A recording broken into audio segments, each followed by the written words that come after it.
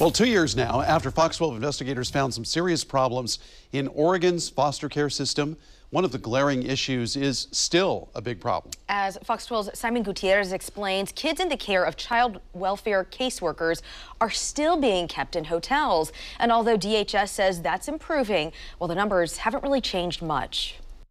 Take that deep breath. Melissa Ray Pansarak first took an interest in foster care a couple of years ago, after several years working with kids. I really felt like I could extend the compassion that these kids needed, but then beyond that, I wanted to be able to house them. Her first placement was an 8-year-old boy with high needs who had been staying with a caseworker in a hotel. Learning that the kids not only stayed in hotels, but they had their stuff in trash bags,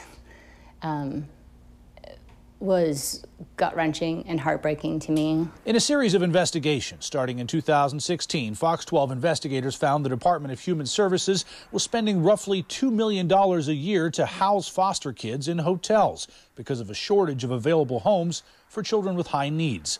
Despite vows to end the practice by 2020, DHS continues to struggle with the issue. Well, first, let me tell you, you're right. About 7 weeks ago, we had 22 kids in care. Marilyn Jones took over as DHS's child welfare director a year ago. We sat down with her in August. We have been working diligently. I have a team that triages these kids every day. But according to DHS's own figures, although there's been a reduction in stays at hotels like this one, it's still common practice. In fact, in the month of June, there were 47 kids staying in a hotel, which was 3 more than there were the year before. They probably try really hard to keep these kids happy, and happy sometimes isn't enough.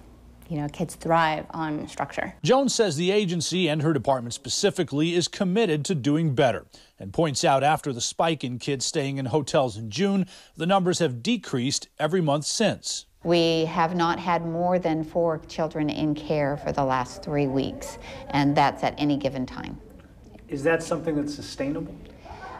It is, as long as we build capacity. We have to build the capacity to sustain it. At this point, no, that level is not sustainable. Jones says the foster system needs more families or facilities prepared to take on kids with high needs. We have a lot of kids right now that are coming in 7 to 10 years old that need extra support.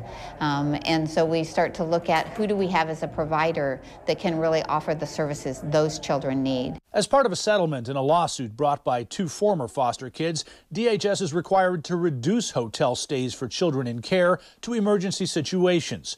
While that goal might seem far in the distance, Jones, having adopted a high-needs child herself, says she's committed to making it happen. I would not be here if it wasn't a personal mission of mine.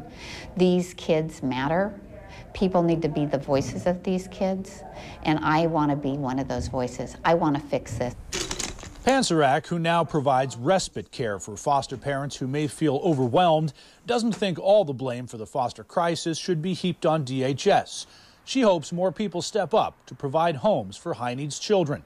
But she also feels the agency swept the problem under the rug for far too long. I'm frustrated that it took, these lawsuits coming forward to get the kids out of the hotels. This should have been a much higher priority. In East Portland, Simon Gutierrez, Fox 12 Oregon.